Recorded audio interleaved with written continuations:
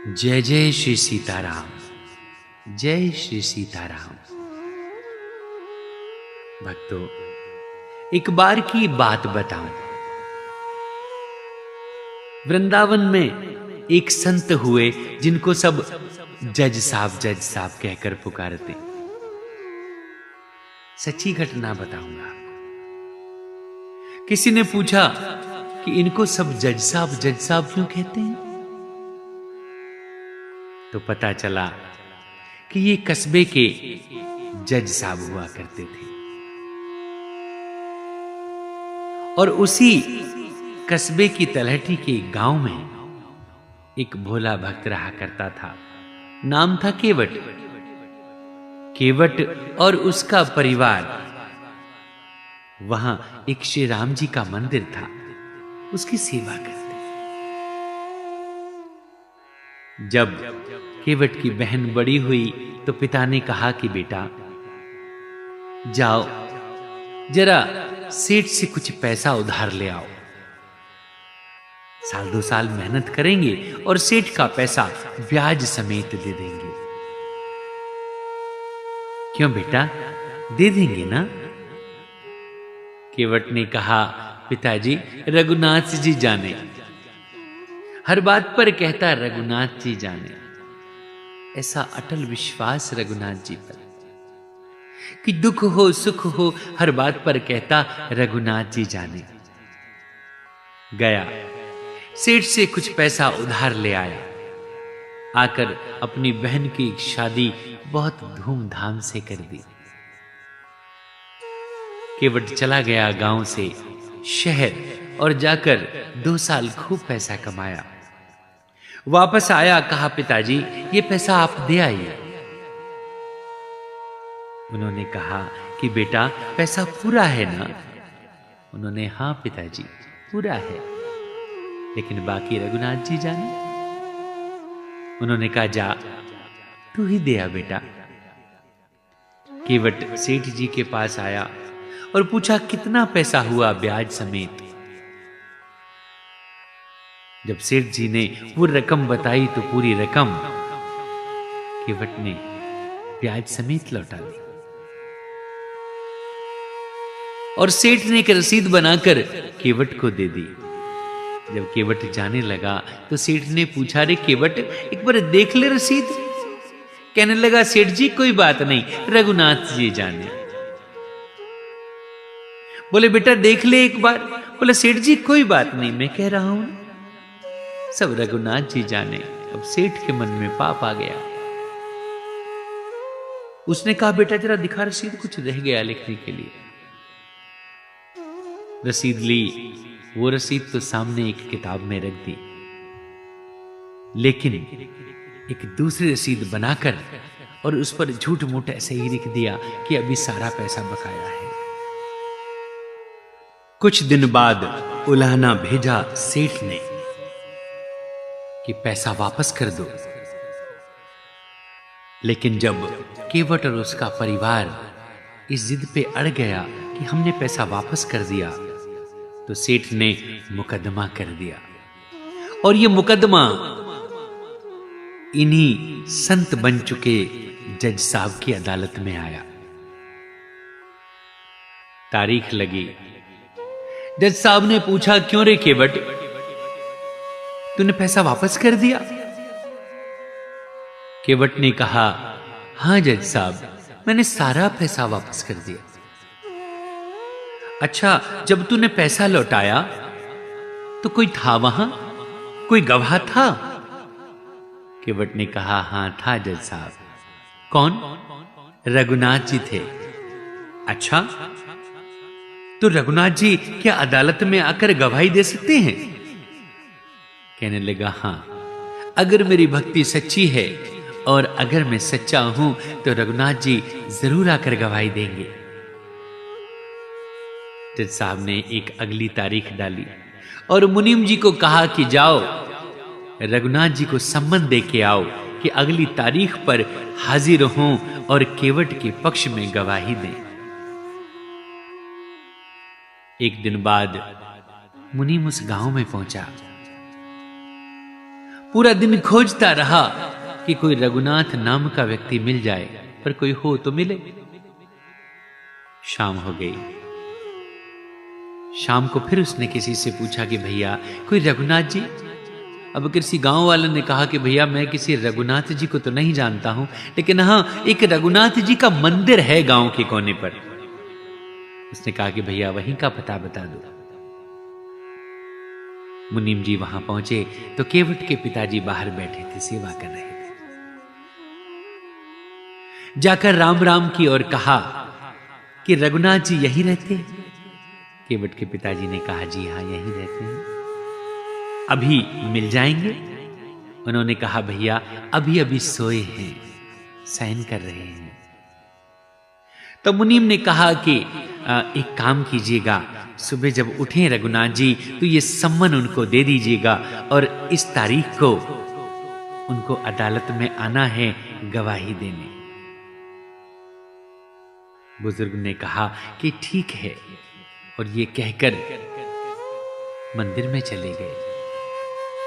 जाकर भगवान के चरणों में रखा और सम्मन रखकर कहा कि हे प्रभु, आज तक बहुत सारे पकवान आए हैं, बहुत सारे मिष्ठान आए हैं, तरह तरह के वस्त्र इत्यादि आपके आभूषण आए हैं। आज पहली बार आपके चरणों में कोई सम्मन आया है। हे मेरे रघुनाथ जी, लाज रखना। अगली तारीख आई। अगली तारीख जब आई तो केवट जाने लगा। जब जाने लगा तो पिताश्री ने कहा कि बेटा ध्यान से जाना और जाओ, रघुनाथ जी को माथा टेकते जाओ। जब माथा टेकने गया केवट तो पिताजी ने कहा कि देखो आज ही आपके भरोसे अदालत जा रहा है, और हो सके तो अंग संग सहाय रहना। ये कहकर केवट को विदा किया। केवट चलता जा रहा था और बड़े विश्वास में भरकर गाता जा रहा था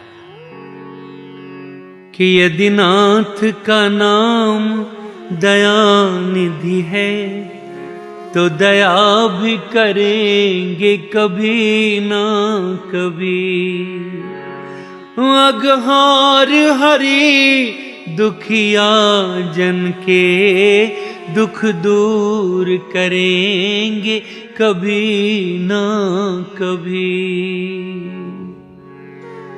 कि जिस अंग की शोभा सुहावनी है, जो छवि अतिशय मन भावनी है, उसी रूप सुधा से स्नेहियों के दृग प्याले भरेंगे कभी न कभी। कि हम द्वार पे आपके आके पड़े, मुद्दत से इसी जिद पे हैं अड़े। अब सिंधु तरे जो बड़े से बड़े, तो ये बिंदु तरेंगे कभी न कभी। केवट अदालत पहुंचा। केवट अदालत पहुंच गया तो जज साहब आ गए। मुनीम की ओर इशारा करके पूछा कि सब आ गए? उन्होंने कहा हाँ हुजूर, सब आ गए।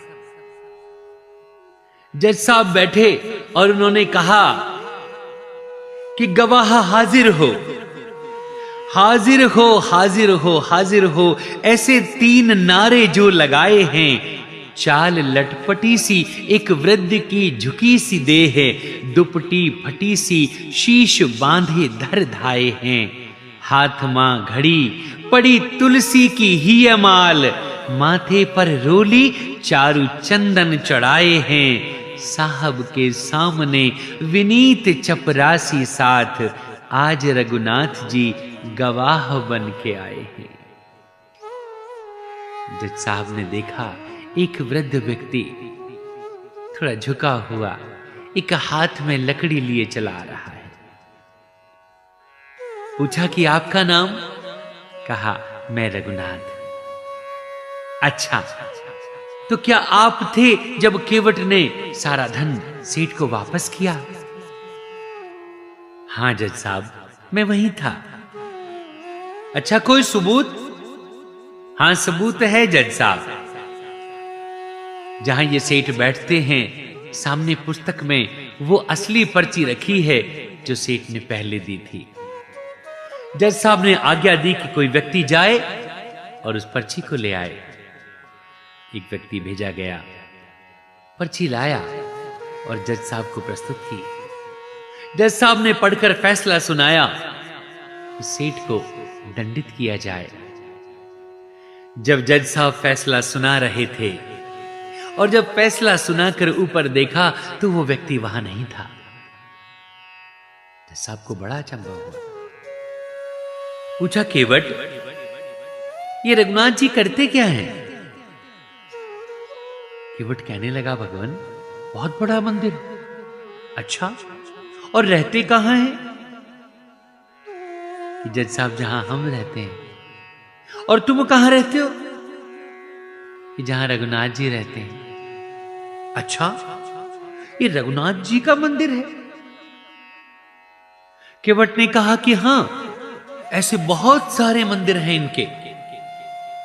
जज साहब ने कहा कि देखने में तो बड़े साधारण लगते थे, ऐसा दिखता तो नहीं था। जज साहब ने मुनीम जी की ओर देखा और पूछा, मुनीम जी, क्या ये वही व्यक्ति हैं जिनको तुम सम्मन दे के आए थे? अब तो मुनीम जी लगे थर थर कांपने। कहने लगे, नहीं प्रभु, मुझसे भारी गलती हुई।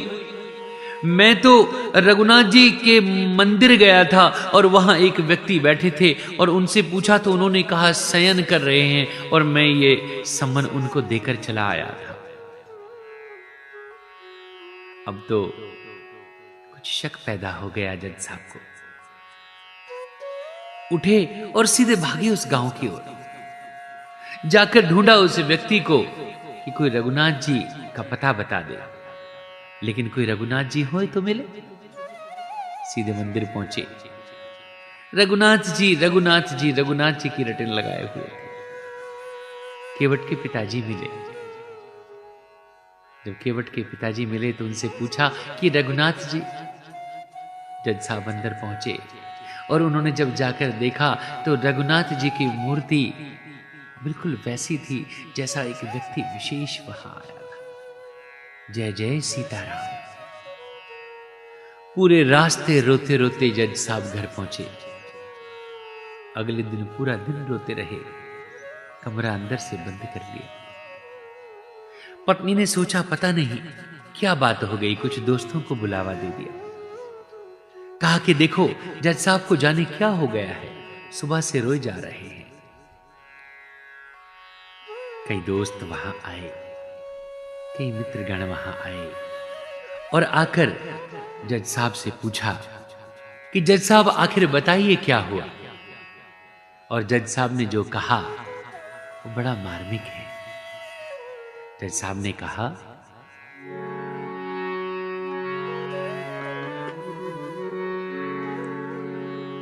कि जिन सारद नारद शेष महेशहु के सपने नहीं आते रहे, वो आज अदालत में आए, केवट के गवाह कहाते रहे। मित्रों ने कहा तो क्या हुआ जज साहब? वो आए थे अदालत में और गवाही दी तो कि सुख धोखे उदर्श दिए को भयो और दुख ये है मुझे तज जाते रहे। मित्रों ने कहा, अरे वो आए तो जाना ही था, तो रो काहे को रहे हो?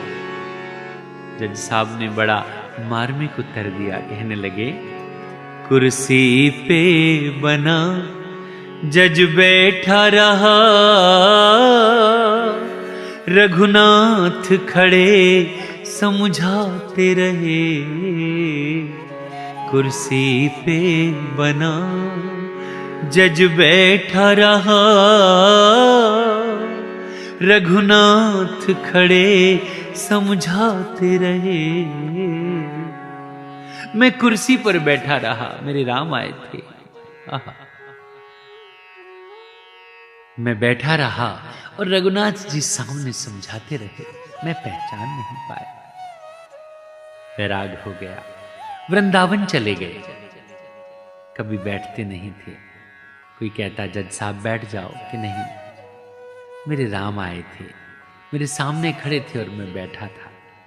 कोई कहता जज साहब दर्शन कर लो, तो मंदिर में नहीं जाते थे, कहते थे मैं मुंह दिखाने के काबिल नहीं हूं। निर्मल मन जन सो मोहि पावा। जय जय सीताराम, जय सिया राम।